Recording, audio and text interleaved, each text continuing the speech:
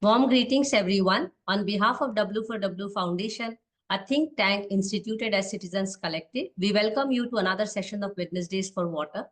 The conversation today is on Drink from Tap, the Odisha Story. Before I get into the session, a brief about Wednesdays for Water. The idea is to engage in conversation with water experts, grassroots practitioners, policymakers, and youth to explore the complex intertwined issues associated with water and the possible solutions. It has expanded since then to have more activities just like Friday Waters, Monday Munching with Women for Water, besides on-site water workshops, water walks and talks, seminars, special courses, and conference panels to continue the water conversation in various possible ways. At W4W, we believe that water conversations are crucial to move towards water conservation. Do visit our website, www.w4w.in, for more details. The session today is co-hosted with, I will say, Suresh and Mr. Mathi, which I'm going to talk more about it. But before that, the idea of drinking from the tap. I mean, we have seen nearly 50% of the world's cities or countries are not 50%, but only 50 countries, I think, are drinking from the tap. But I would like to take it a little bit further to talk about our guest of honor today, G Mathi Vathinan, IAS, and as a keynote speaker, and also Professor Dr. Suresh Rohilla as discussant. Before I invite them, first of all, a deep gratitude that you both take out time to really talk with us and also share your experience of going through this whole process, and also taking some inquiries from citizens like us. Thank you so much, both of you. And let me just introduce both of you briefly for on record. G Mathi Vathinan is presently the Director General, State Administrative Training Institute and Head of Center for Good Governance, Odisha. Previously, he held the Additional Chief Secretary leading urban governance in Odisha. He is an IS officer of the 1994 batch of Odisha cadre. I mean, it's really a lot of, I will say, commendable work, but I'll just name few of the works which he has carried out in his leadership. He's leading some of the flagship urban development missions of the state. For example, Odisha Livable Habitat Mission, which is Jaga Mission, very well renowned globally. Universal access to piped water supply, the Basudha 24/7 drink from the tap mission, which we are going to discuss today, which is called Sujal, and many more activities which he has taken in his leadership. He has anchored the non-sewer sanitation solution also and drink from the tap mission, and which are globally acclaimed. But interestingly, his book, People First, How Odisha's Drink from the Tap Mission Quenched Every Thirst, probably that will be what we will be discussing a little bit further. Also, the Jaga mission has been a quite acclaimed program, which is world's largest slum tittling and upgradation program, impacting more than 1.7 million slum dwellers. He's constantly looking to resolve the issues of urbanization and uplift the quality of life of the marginalized communities in our cities. And we are going to see through all his work what he thinks about in terms of potable water. To do the honor also to discuss with him after Mr. Mathi's presentation, we have our dear friend and also welcome back Suresh, also ex-speaker from W4W, Dr. Suresh Kumar Rohilla. He is a distinguished figure in the field of urban water management with focus on integrating water considerations into urban design and planning to foster climate resilient, water efficient, and sanitation secure cities. His professional journey includes significant roles with international organizations, just to name a few: International Water Association, Worldwide Fund for Natures, as well as I know him from Center for Science and Environment for a long time. He's been there and has really established one of the renowned institutes in the country, which is the IET, as head of the Center for Excellence in Sustainable Water Management area. I can go on and on, but good to see you, Suresh. You are back here. And also, thank you so much to convince Mathi sir to come on our platform to talk about this very, very interesting and first project in the country on drinking water. I'm going to stop here and post the biographies of both our speakers today on the chat box and let the speaker speak about the subject.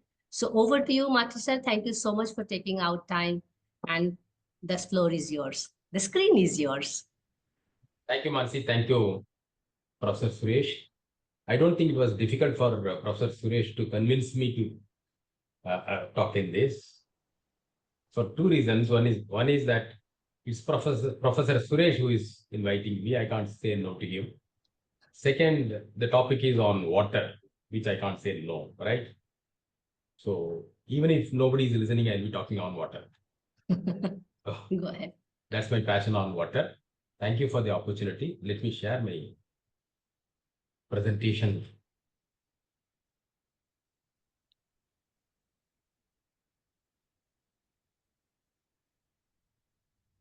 Is my screen visible? Yes. And it's on slideshow. Please go ahead. Yes. Thank you so much.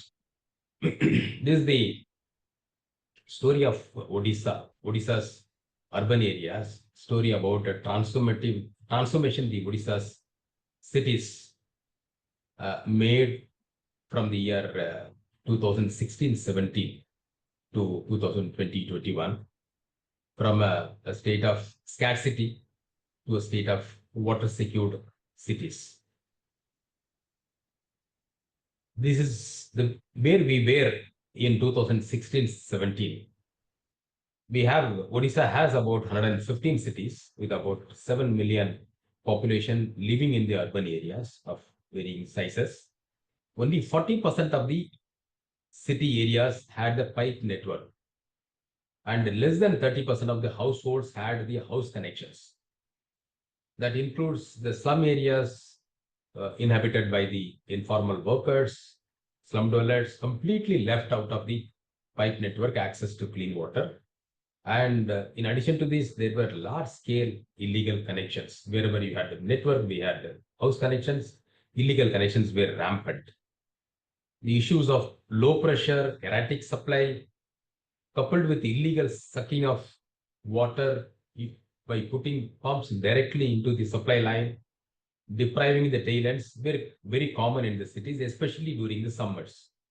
And the water loss was to the tune of 50 to 60%. You can see one of the transmission line, the degree of water loss.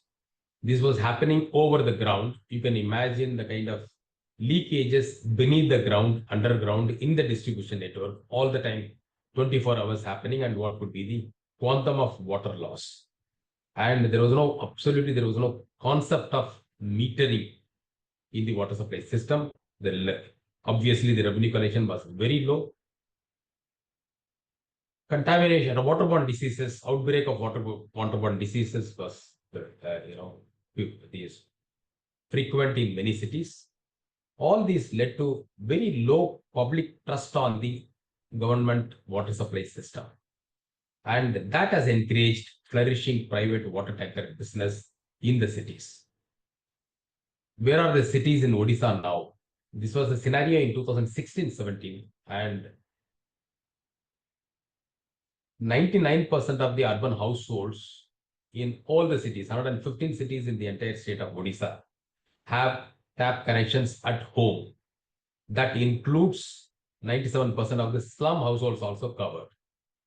And out of 115 cities in the state, 106 cities have 100% house connection.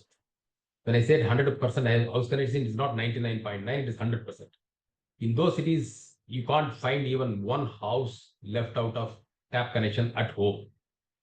In addition to this, we took up drink from tap mission to ensure qualitative supply where the water can be drunk directly from the tap. And the supply was adhering 24/7, adhering to IS 10,500 quality standards.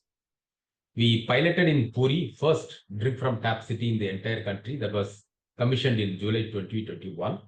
Now we have the drink from tap supply in 24 cities across the state, benefiting more than 4 million people.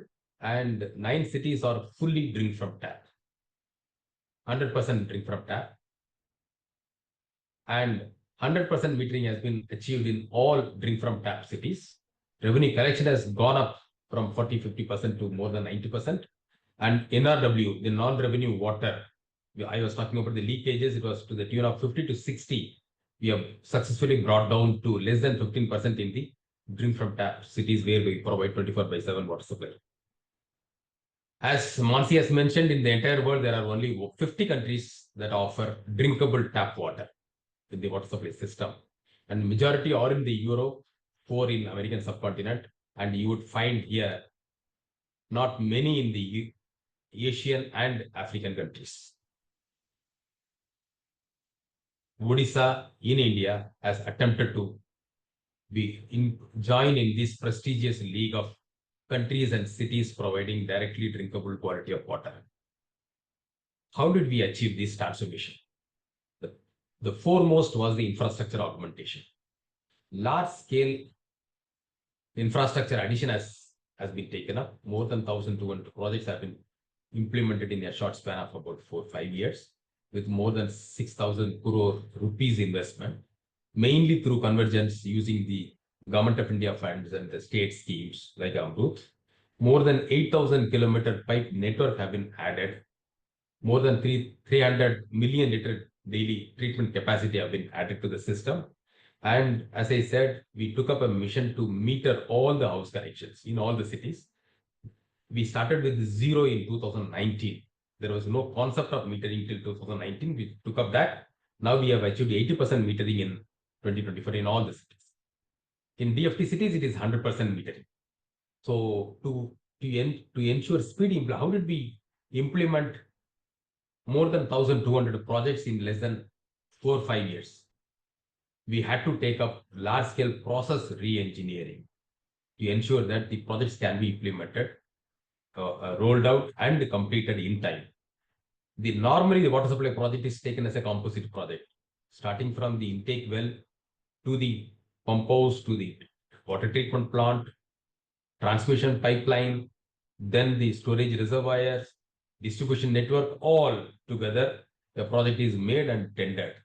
So we don't have many contractors who can take up all these with so much investment.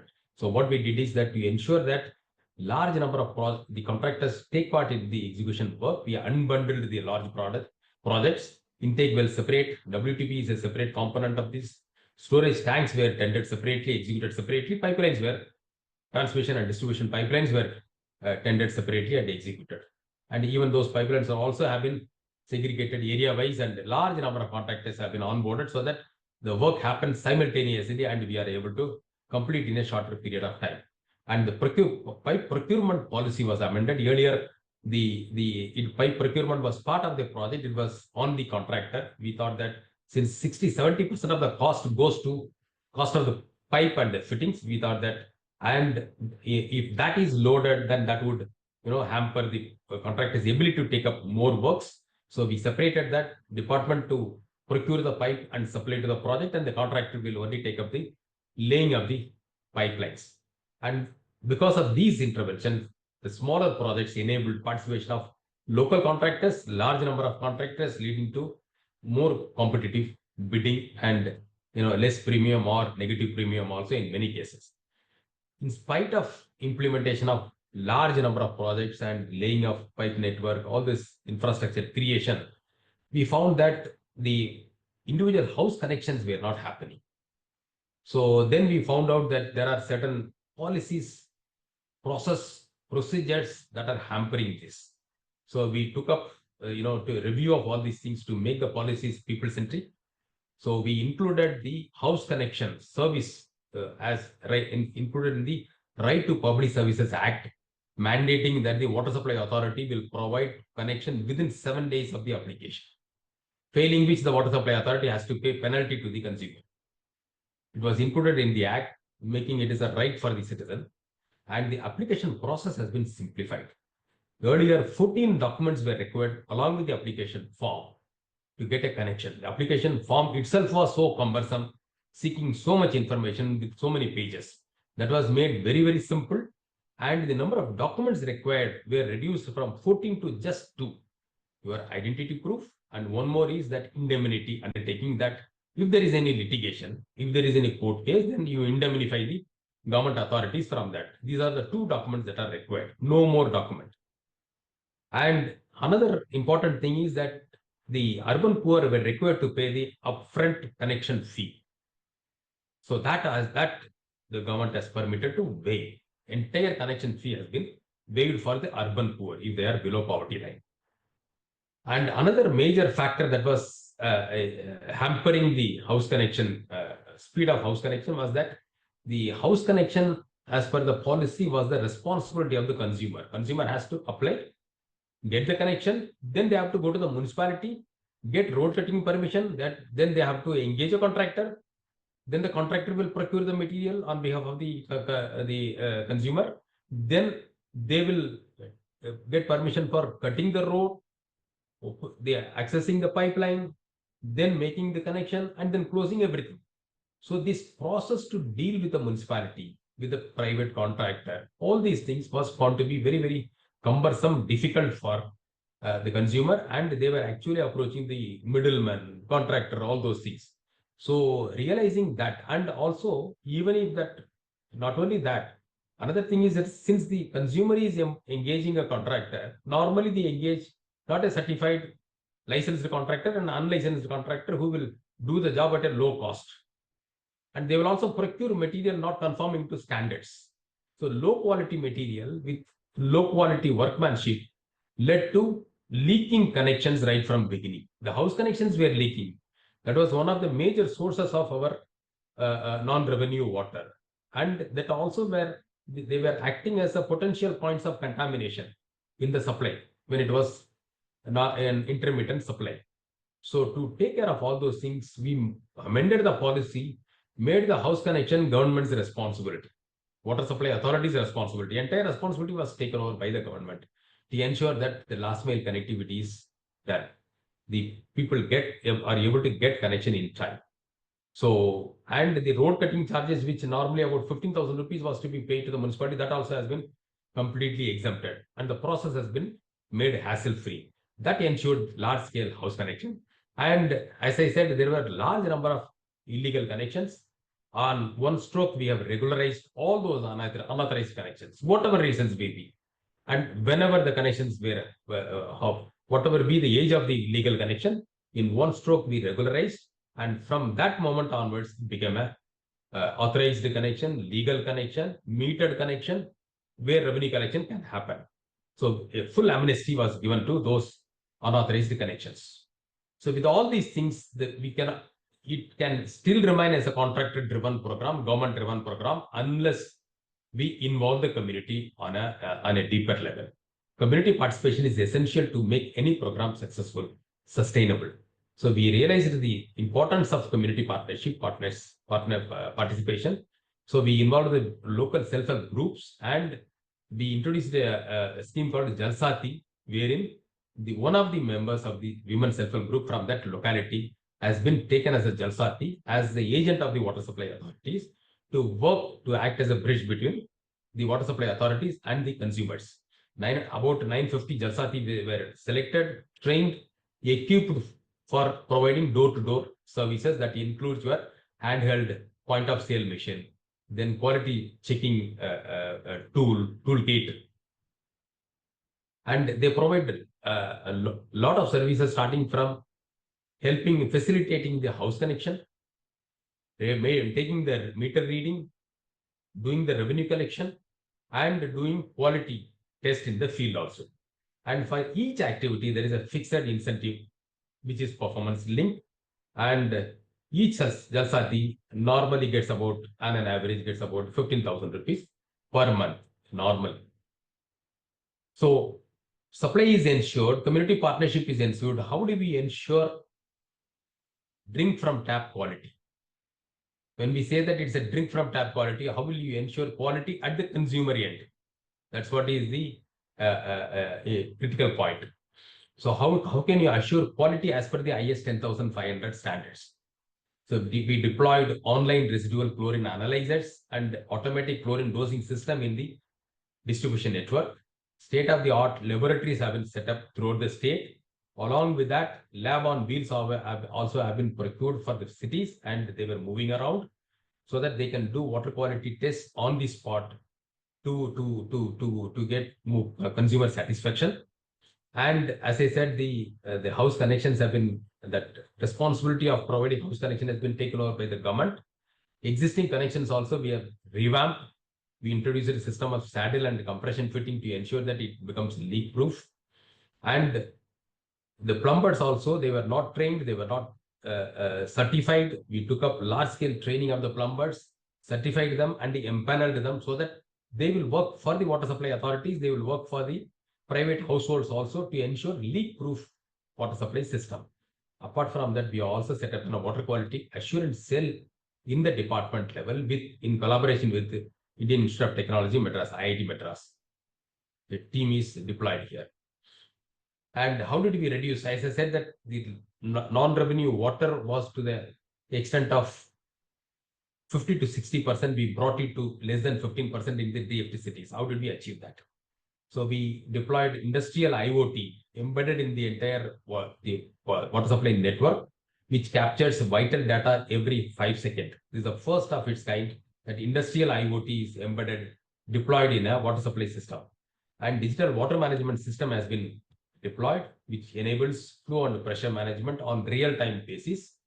And in addition to that, real-time basis at the monitored from the command and control center. And we put in place a 24/7 customer care center with the complaint result tracking system, and the exclusive non-revenue water cell have been created in each city with the necessary infrastructure training to address the public water supply leakages, complaints issue, quality issues also. Even after providing water supply, directly drinkable quality, adhering to IS 10,500, do we think that the public will start consuming it? They never trusted the public water.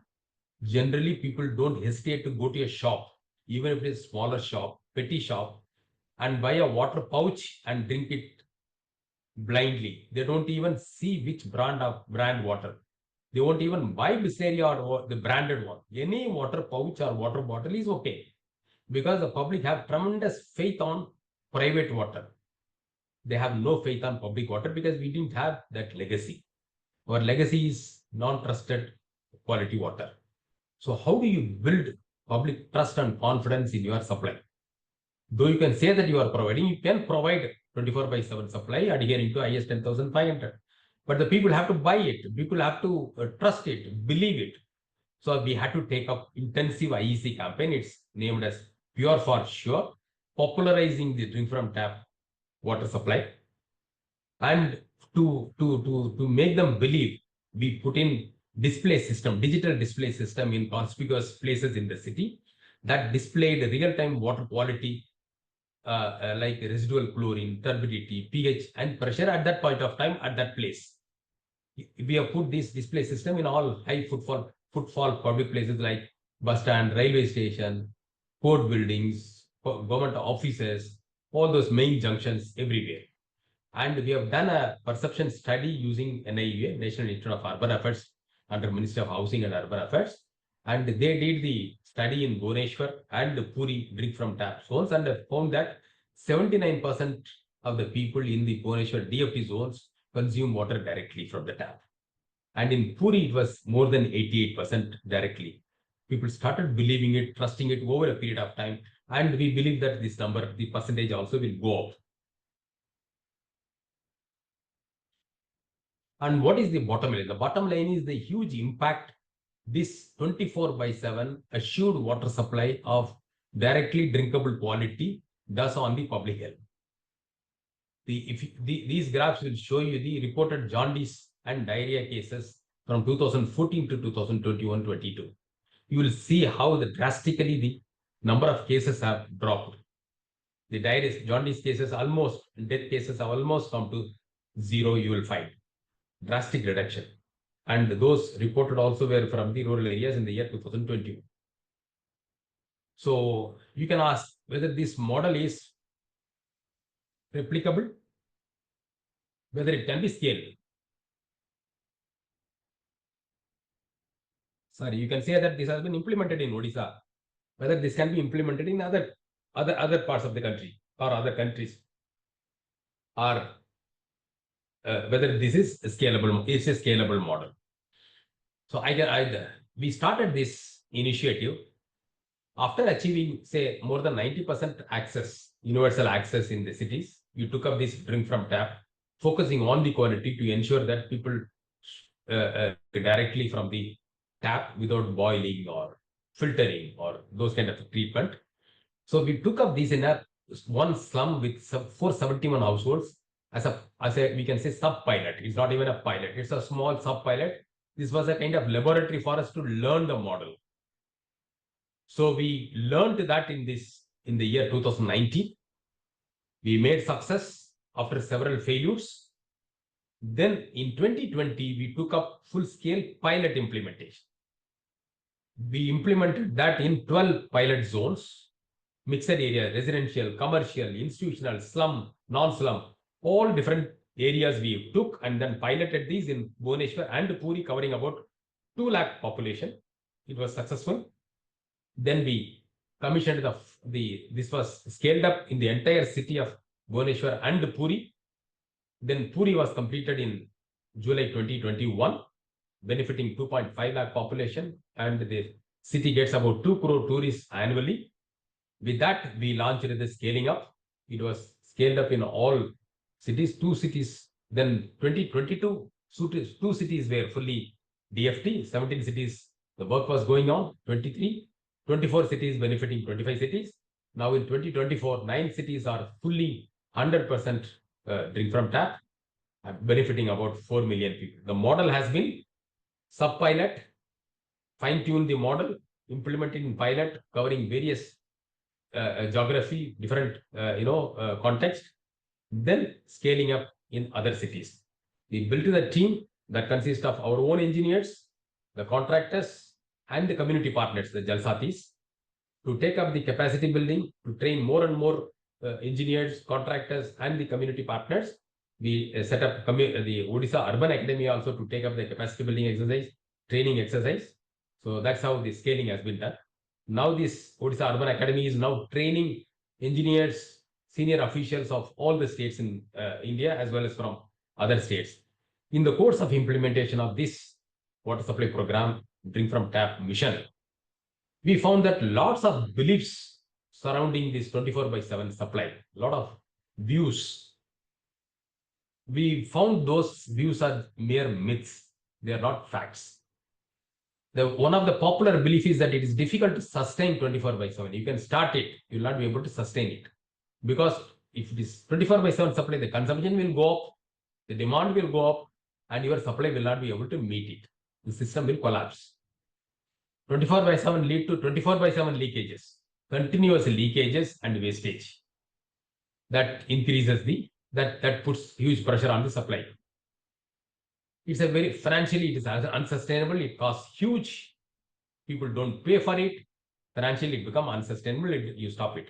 It involves very high capital costs, and operation and maintenance cost is very high, and huge manpower is required. Already the Jal boards, the water supply authorities suffer from huge scarcity of human resources to run the existing water supply system. There is a question of achieving universal coverage as well as implementing a 24/7 supply. You don't have that kind of manpower to operate and run it. And for implementing 24/7 water supply projects, you need high-end external experts, consultants, mostly from abroad. You don't have in India. So we found, our experience revealed that these are all mere myths. The facts remind that though the demand went up initially, because you provide water all the time. Whenever I open the tap, you get water. The people are thrilled. So, but the demand went up initially, but soon it came down. Why it came down? Because you do 100% metering. And you do water tax collection without fail. There is a certainty about metering and water tax collection. Because you don't collect through your official, it is from the community. There is a Jalsati present in the locality. She visits your house frequently and then she does the meter reading and then collects it. So you can't escape from paying for the water.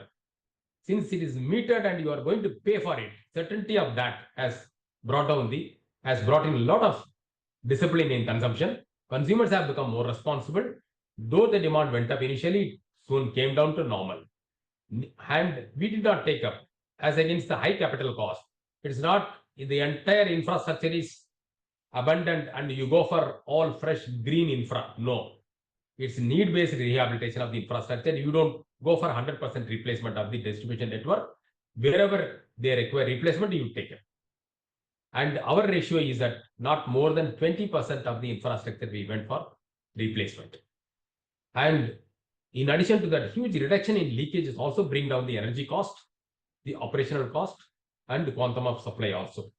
And the automation of the system and the Jalsati, deployment of Jalsatis in large numbers, that met the human resource gap.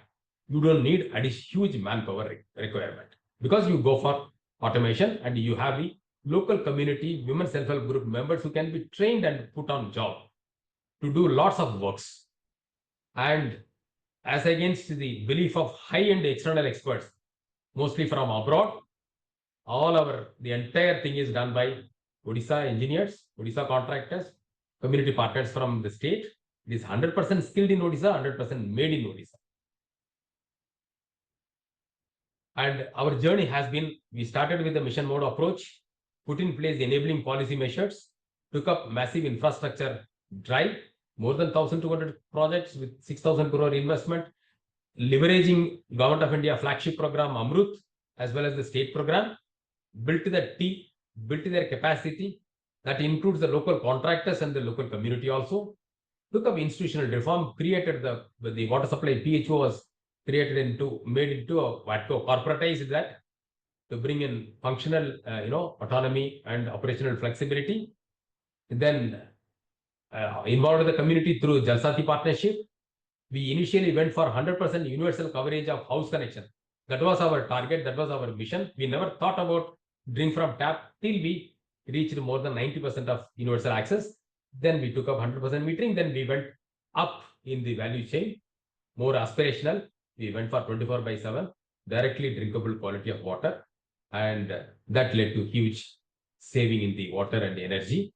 So some of our learnings are, we realize that public water supply is not just an engineering challenge, it is a socio-engineering challenge.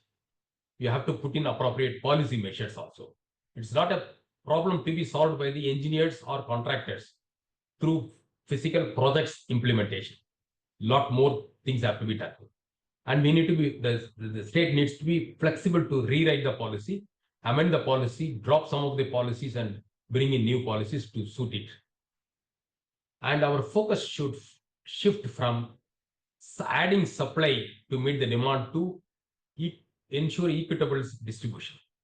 Distribution should become our focus rather than keep on adding the supply without addressing the leakages, wastages, and other issues. Technology adoption and community partnerships are vital, most critical. And to end 24 bands drink from tap leads to improved public health and economy. Investment in water is investment in health. Thank you so much. Thank you so much, Mathi sir, for the wonderful and simple and very clear presentation. And it also gives us an idea what's going on there. And I see that many cities in Odisha are also having this privilege. And you also told about a lot of the governance nuances. So it's a good time, Suresh. I'm sure you have a lot of questions. So do I. But floor is yours, and I look forward to this wonderful conversation between both of you. And meanwhile, I request and encourage all the participants here, and I see some of you are also in YouTube. Thank you so much for joining on YouTube as well. Please write your questions in the chat box. I am able to transfer it to the Zoom. And also here, you may raise your digital hand. Suresh is also going to include you in the conversation. Over to you, Suresh. Thank you. Thank you, Mansi, and thanks, Mathi sir. And first of all, my compliments to you for the interesting presentation. And just wanted to add in my introduction what Mansi gave, that I am at the moment working at University of Bradford as an associate professor, and I am at the research cluster on international and sustainable development, public policy and practice. This is my current role. But yes, I have had an experience of over 2.5 decades in India, watching as well as Global South, watching how the sector has evolved, starting from when 24/7 was attempted in Delhi, in part of Delhi, a failed attempt where an international donor agency was involved and a utility was involved, and several issues which Mati sir touched upon. Similarly, in Hubli, Dharwad, where I also had an opportunity to be in person there and see that how from 1 or 2 wards it could never become a citywide service provisioning, as well as Nagpur case where I was working with Government of India when I saw that it did not become a citywide service. First of all, Odisha should be complimented, and Mathi sir in particular, whose efforts have placed us on the world map to say that we can do it. That's first thing is congratulations, Mathi sir. But yes, this also raises hopes, as well as there are certain questions which I thought it would be appropriate for me to ask. I know you said that it is a engineering and social engineering problem, but I come from the point of view of hydrological problem. So any such attempt would also see that I was wondering that if you could tell us that what is the source of this, whether it is surface water and groundwater, and whether these areas where these projects were done, do they have adequate groundwater or river water? And how did you ensure that there is a source sustainability of this? That was first question. And maybe, and what is the liters per capita supply when the planning was done for this? So does it follow the same CPHU norm, or do you have a different norm? So that is first question. So do you want to respond to that? Then I will come to the second question. Yeah. Go ahead. Go ahead. So this is my first question, and second question is that I did send you across this guiding questions, though I don't want to use those because when you present it, I was so interested to ask other questions that I was thinking that you did mention about the cost, but you didn't give the numbers. So in terms of capex, like what is the any idea, or for example, if you talk about OPEX and the recovery, what is the percentage of recovery, and was it ever the aim to recover, or was the state funding this and able to cope up with that? Because in various states in India, we do say that water is provided free also. Like Delhi provides 20,000 liters free water also, and they do have metering also. But what is the economics on which you worked and how much you are recovering? That gives an idea how far this as a water is a right also. Everybody has right to water. So I think that was another question which I had in mind. And then the last question I would say is that Odisha is known for, I know that Odisha is known for good plumbing skills. So I'm sure that, so I know in Delhi, if you see 60 to 80% people who come from for plumbing services have a origin or some insights from Odisha. I don't know why, because it is a technical training or like that. But Odisha is known for plumbing and mechanics. That's what I have a personal experience. I stand corrected if there is anything. But then whether any tips you would give to other states and other cities, because I'm sure that these things have happened due to a political commitment also at a governance level, which you didn't touch upon. So maybe if you want to tell us that, whether there was a political will behind this and a push, and whether now with political scenario has changed, would this be sustained, whether there are enough policy processes in place? I'll stop here, and I'm sure Mansi has a load of questions which she's holding back, and I have not taken away some of Mansi's questions, so I hope. So these are 3 or 4 questions which I want. Okay, I'll start with the source. Yes. So these cities, they have both surface source as well as the groundwater. Okay. In some cities, it is surface source, river water. Mhm. In some cities, it is a mix of surface ground. Depends upon the city and the groundwater availability. So that study we do it, and then we go ahead. And about say, what was the second question? Liters per capita, whether Yeah, we go by the CPHO norm. CPHU norm. CPHO norm, yeah. That is very exorbitant. 135 plus, yeah, 135 plus 15%. Okay. Leakages. That we factored, and almost our cities, we found that the actual consumption after 24/7 remained between 130 to 150. Okay. It actual also remained like that. Mhm. So on an average. And capex, there will be variation because we have not gone for entirely new green infra. It's retrofitting. Okay. It's a brownfield project. So the cities have already existing infrastructure. Mhm. So you don't need to completely abandon it and go for the new one. So the capex depends upon the level of infra already made in those, because in the cities had investment on water for a long time. There were several schemes. Genuinaram was also there, the state scheme. IDSMT also was there. There were several schemes. With those schemes, even Amrut also. So lots of investments have already gone in. So this would be only a top up over and above that. The gap fund, the gap infrastructure gap filling and the funding required to meet that, plus the top up automation and the DFT component. DFT component is say 5% of your total cost, not more than that. And about the operational cost on the cost recovery, we found, NAU also has done the study, and we found that roughly about 35 to 40% we were able to recover. With more than 90% revenue generation. We have not increased the tariff after the 24/7 supply, after the drink from tap supply. Even with the old tariffs, it was about 40% cost recovery. And we are hopeful that over a period of time, the state can come up with a telescopic tariff system. Low tariff for the low volume consumers and high tariff for the high volume, like the electricity one. And maybe we will be able to close this slightly, reduce the gap. But in my opinion, water supply system, we should not aim for 100% cost recovery. So government is not a private operator to, do a financial modeling and go for that. So water is a public good. So there has to be some kind of government support. And finance commission grants are available for the urban local bodies.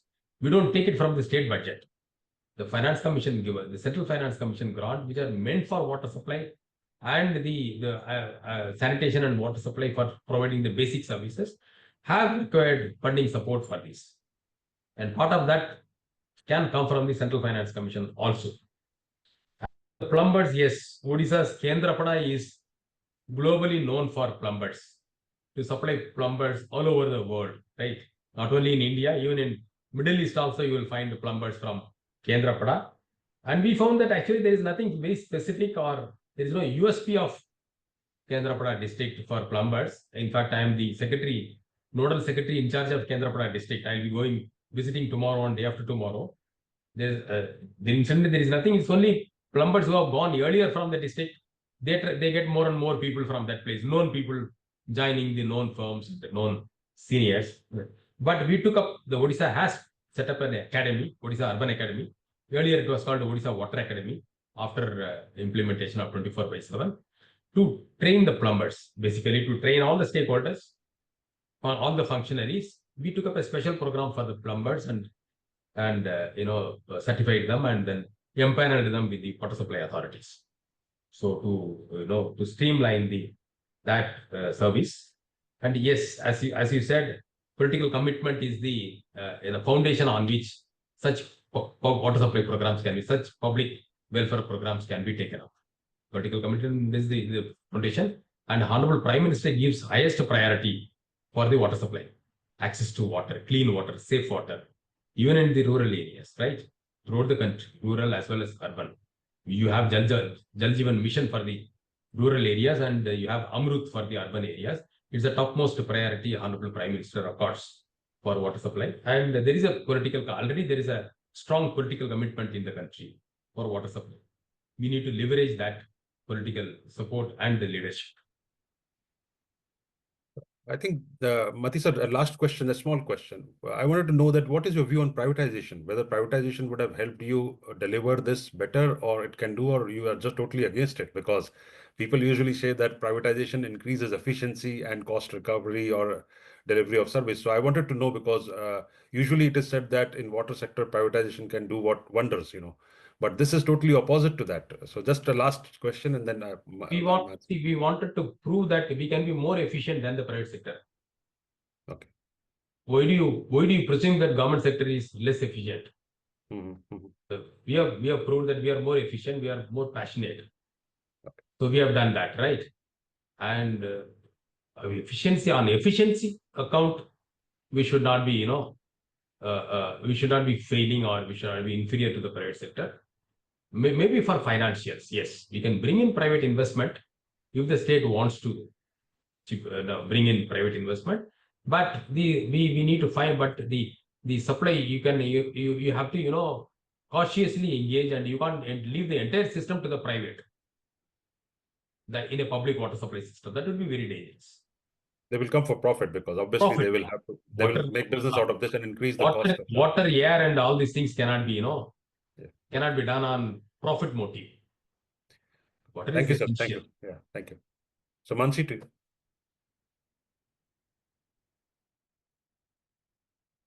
I have a question. Yeah, thank you so much, Suresh. Thank you for this wonderful conversation. Let us take question one after the other. Yes, Deepak sir, over to you, Yeah. and then I will hold my questions still further because some of the questions are already getting answered. Over to you, Deepak sir, and Yeah. then Soma. Yeah, Thank you. go ahead. Thank you, Mathi sir, for this wonderful presentation. And I congratulate all the Odisha team for these wonderful achievements. And this is the practical example in India. I can say that this is the first state to showcase that, yes, 24/7 is achieved in word and spirit. I can say, because other cities are still struggling for ward level implementation. Yes, see, I worked for 30 years in water sector, 15 years in India and 15 years in Gulf region. And all my Gulf region experience revolve around 24/7 water supply implementation projects. So around 50 projects I have implemented there.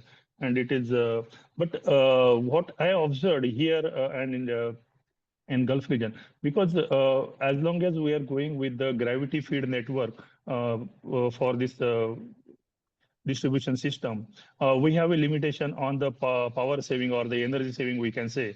And so I would like to know whether you are going through the gravity feed network for this 24/7, or you have the plan to go for direct feed network so that the pressure can be achieved, that is the residual pressure as per the CPHEU requirement, but there will be very less fluctuation, and during off-peak period or minimum night flow conditions, we can reduce the pump head, and we can achieve a lot of energy saving as well. We have, in all these DFT cities, we have gone for elevated storage reservoir and a pumping system. Yeah, sir. Elevated service reservoir, what happens? Whatever the water, this demand is there, you are lifting complete water to the ESR, and then you are distributing. So whatever the energy conservation or efficiency measures you are taking, it is based on the pump efficiency part only. But you are not working on the head reduction. But your head requirement varies drastically. During peak demand, your ESR is designed to take care of peak demand at peak flow after 15 years, right? But right from the day one, your head requirement is varying very much. Hardly 25% of the time, 6 hours, you need to handle the peak demand. Out of 18 hours also, 6 hours is very less minimum demand, and for 12 hours you will have 75% of the head. So that head reduction we can additionally achieve if you go with the direct feed pumping. This is my suggestion. It's good. It's a good input. Since we are implementing, extending to other cities, we'll take this. Yeah. Our model is always on evolving mode. We keep on improving. Thank you, sir.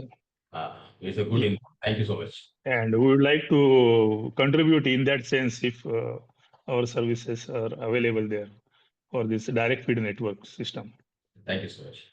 Thank you so much, Deepak sir. Soma, over to you. Sir, Soma is a senior research scholar at ASCII, Hyderabad. So I was very keen that she comes on this platform and speaks with you about the social aspects of it, if I'm not wrong. Soma, over to you. Yeah, thank you, Mansi. Thank you, Mathi sir, for sharing with us the very inspiring Odisha story. I work here at ASCII. I'm an assistant professor here, and I'm also in the submission stage of my PhD from TES Mumbai. I work in the area of urban water governance. Sir, as you were saying that building trust with the community and driving the behavioral change were significant challenges in the process. And you said that the Jal Saathi initiative played a key role in fostering the community partnerships, which were very important.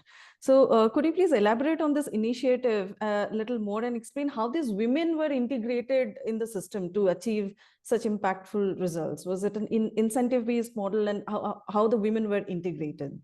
So we have been working with the community right from the beginning. All our initiatives, community partnership is an ingredient of all our initiatives. It's an integral part.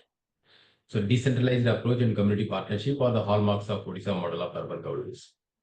So invariably, right, without community partnership, you don't take up any initiative. None of our initiatives are without community partnership, whether it is slum dwellers empowerment or whether it is sanitation, whether it is sanitation, the manual scavengers eradication program, whatever it is, livelihood development, everything. So right from beginning, we were very clear that, in our approach, how do we ensure community participation, community engagement? Ultimately, it has to be owned up by the community. So that part we were very clear, and we thought that the women self-help group are the right form of representation of the community. So then large number of Odisha has legacy of working with the communities, the women self-help groups. The women self-help movement is very strong. It's called Mission Shakti in Odisha. So then in the locality you will find a large number of groups. So we do a selection process of the groups, eligibility condition. Amongst the groups, better groups, willing group who want to take part, and with credibility, with financial credibility, and working with the government that experience. Then out of that, then we choose a person with +2 qualification, with a degree, preferably degree, or if not available, at least +2, or at least 10. In the tribal areas, we go up to 10. Then we took up, then once a Jal Saathi is selected, we sign an agreement with the group, not with the individual. The group provides the Jal Saathi. Otherwise, it will lead to a lot of legal complication. The person will tomorrow, go to court for regularizing to become an employee of Water Supply Authority. To preempt that, we sign contract agreement with the self-help group to provide their representative to do this service, to do these activities on these such and such terms and conditions. Then we take up training, intensive training of the person, and then handhold, mentor, and then we brought in technology also. In fact, we have gone to the extent of giving a special card, special credit card. SBI has given that card. We work with SBI and HDFC, and we have created a platform also wherein the consumer will go to the Jal Saathi will go to the consumer, put that number in the handheld POS, point of sale device. That then the demand will come. Then they will take a printout and then they will collect. They are not authorized to collect cash because cash collection will lead to financial embezzlement, leakages. So we discourage. It's completely banned. So only digital payment is allowed. But how will you do it? Either they can ask the consumer to swipe their card, or this Jal Saathi can swipe and take cash for that, right? Using her own card. So many Jal Saathis will not have that kind of credit, right? They are not financially sound. So how do you financially empower them so that the entire process is, transaction is digital? So what we have done is we have invested 1 lakh on each Jal Saathi. The Water Supply Authority, WATCO, has deposited 9 crore with the State Bank of India for 900 Jal Saathis as a security money, which would earn interest for us. It's like a fixed deposit kind of. Against that, SBI has given them credit 1 lakh. Up to 1 lakh they can swipe. And water supply charges are not very high, unlike electricity charges. So it was completely, automated, the electronic one, digital one. So, and for every 100 rupees, they get about 5 rupees as the revenue commission. So there is an incentive for them to collect more and more. So it's beneficial for the Jal Saathi, beneficial for the water supply authorities. That's why the revenue collection goes beyond 90%, more and above 90%. And for doing the quality tests, we pay 20 rupees per test. So for every activity, there is a fixed amount which the system will be able to calculate, and automatically it would get credited to their bank account. Nothing manual. So that's how we have streamlined. And in fact, you'll be happy to know, since you do research in the social area, that many of the Jalsatis said that during COVID, they have become the sole breadwinner in that entire family. When the husband lost his job, when the father-in-law lost the job, nobody was earning in the family. It was only the Jalsati who was earning. And their status in the family has gone up like anything. They have become part of the decision-making process. A newly inducted board member kind of thing, you know. Their voice is now heard. Their voice is now taken seriously. And you'll be surprised. Now Jalsatis say in their locality, whenever there is a social function, be it a marriage or engagement or a birthday, any social event, Jalsati will become an invitee. They will invite Jalsati, and Jalsati family members are known as Jalsati's husband.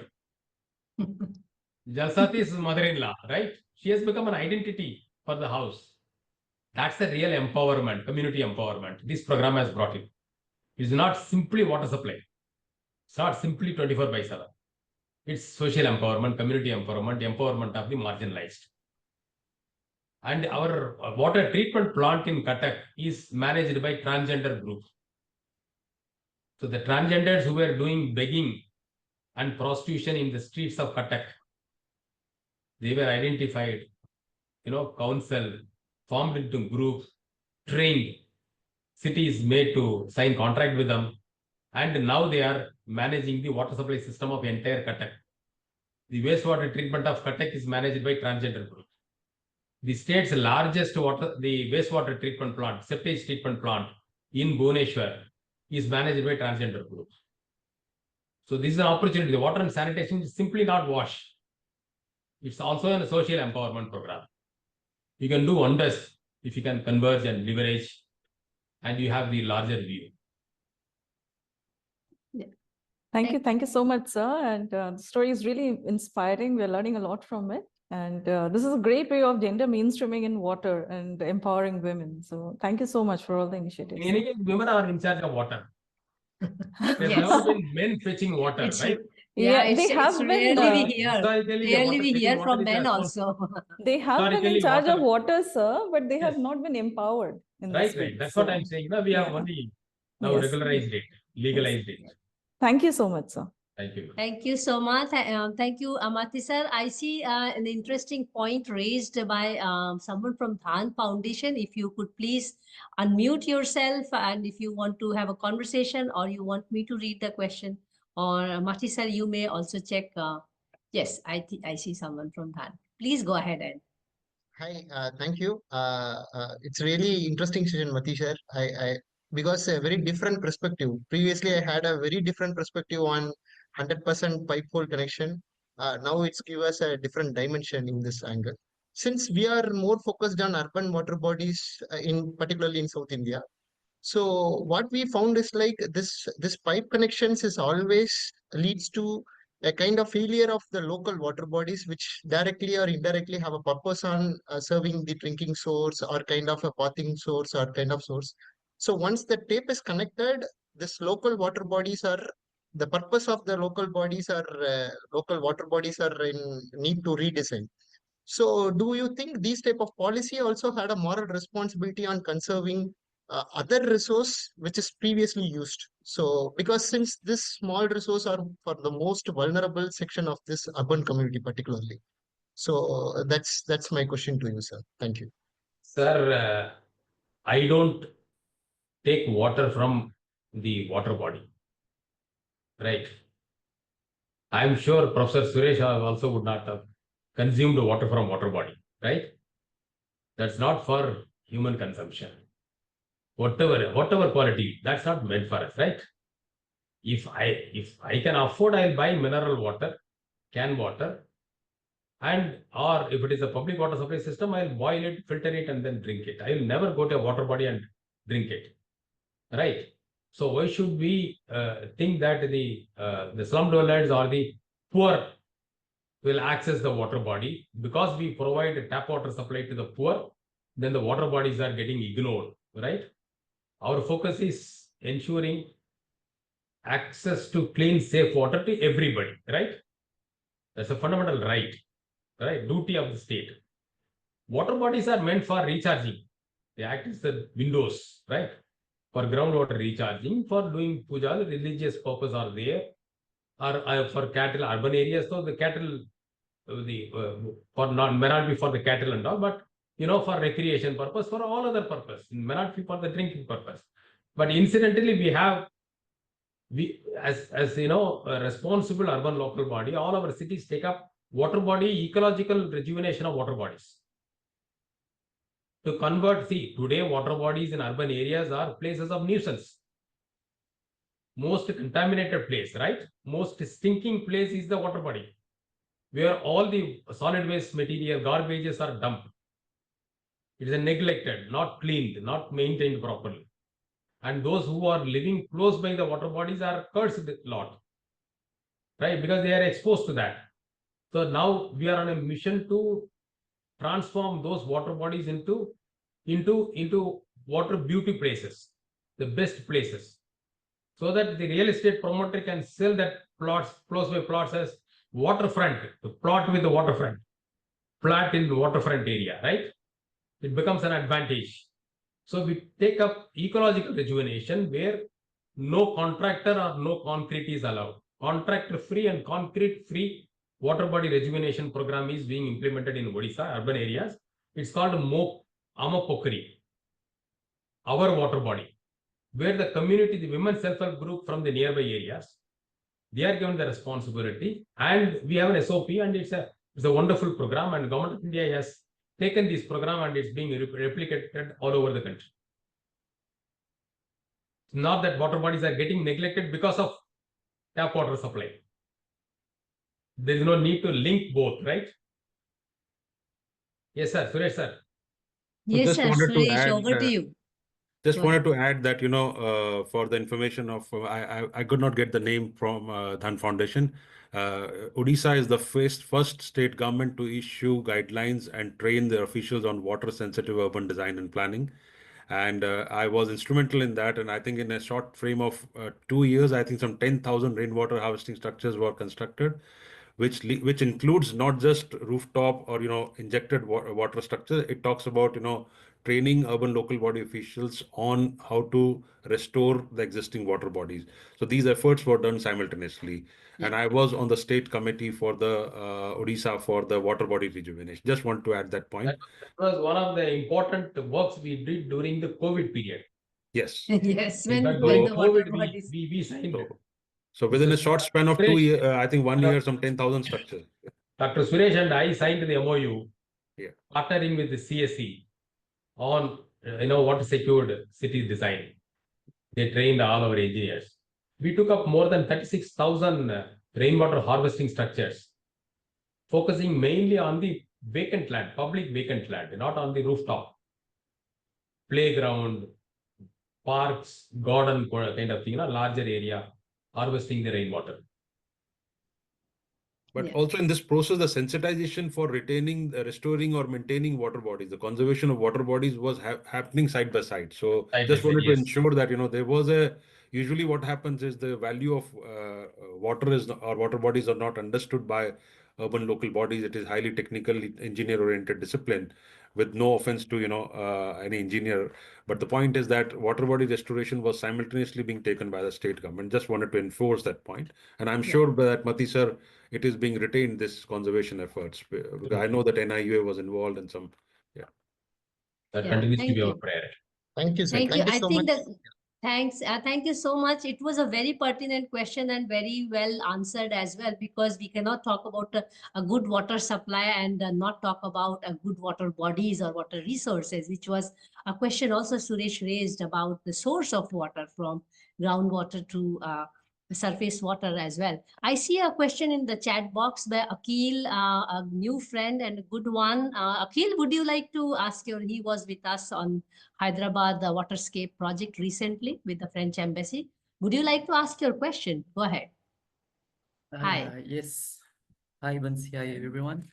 The question is very simple. How far you've been doing a survey to assess if alternative sources of water have been still being used by households after the implementation of water metering and 24/7? This is the No, question. we have not done any survey. If the household has, especially the coastal towns, they may have some, shallow tube well or open deck well, and they might have been using that before implementation of the water supply system. They may partly continue to use that also, use out of practice, but mainly they rely upon our 24/7 water supply because the tariff is not so high. They may use it completely also. It's not, our 24/7 is not very expensive as of now. It's not prohibitively high. That would encourage them to use alternative water. So we presume that they would be consuming mainly our water only, but we have not done any survey. Yeah, We have done. thank See, you. so those kind of Yeah. things are possible if you are working only in one city, right? If you are working at a state level, that scale, you are more focused on expanding 24/7 cities, the supply to all cities, rather than going and doing this kind of survey, right? So that doesn't get priority, and it's not your immediate requirement. Maybe for research purpose, it's okay, right? Otherwise, what do you go up? Suppose if they are using alternative water, what are we going to do about it, right? So we have not done any such survey. Yeah, I think again a pertinent question, but I also rightly posed. But right now the agenda is more to make the last mile have access to fresh water. I still want to ask at least two questions from you. We are going actually beyond the time. I hope, Mathi sir, you can spare another 5 minutes to max. Uh, my first question to you is very simple, again, a social question. And I think linking some of the questions which have been asked earlier. In a country where we have a taboo like those who ride cycle are poor people, and likewise those who drink from the tap are actually poor people, and you touched upon that aspect. I want to understand from you, when you started conceptualizing and wanted to implement, and you showed it in one ward implementation before upscaling, what was the mantra used by the project or by government or by some of think tanks like you to change people's perception and towards accepting to drink water from the tap? What was the mantra? If you want to take it to other states, you have to modify those mantras, no? So your conviction is very important. Hmm. I am not a private operator, supplying water or selling water and asking you to buy it and drink it. It's the government which is supplying. And nobody asks for it, we are providing it because we have a commitment. Right? That deep sense of commitment, passion for it, and then we have to make the people believe in you, believe in your system. So whatever is required, we have done it. Not only pure for sure campaign. Okay. Campaign on the quality of water, putting up display systems everywhere, and displaying real time, the quality parameters, and then making the political leaders and the officials drinking water. The project was inaugurated by Honorable Chief Minister and Honorable Minister drinking the water from the tap. And when visitors come from other states, the ministers and all come from other states, they go inside the slum household and then drink the water. We encourage them to drink water from the slum household. So when they drink, that creates, that makes a news, and then that creates confidence in the minds of the people. And you have to live by it. If we get a complaint, immediately you have to rush to that place. We have put that, that mobile crew, lab on wheel. They go test the water and show to the public that see the quality. Plus the role played by Jalsatis, who are from your community. If I tell what is good quality, the people may not believe because I sit in Bhubaneswar, I am not known to them. Whereas the Jalsati from their own locality, if she tells, and if she tests using the test kit and shows that it shows that the water quality is good, and then again it is tested and we show them the results, it gains confidence. It doesn't come overnight. It takes time. Yeah, When you of course. when you say that 24/7 supply, Even then, people started storing it, not believing us that the water will stop anytime.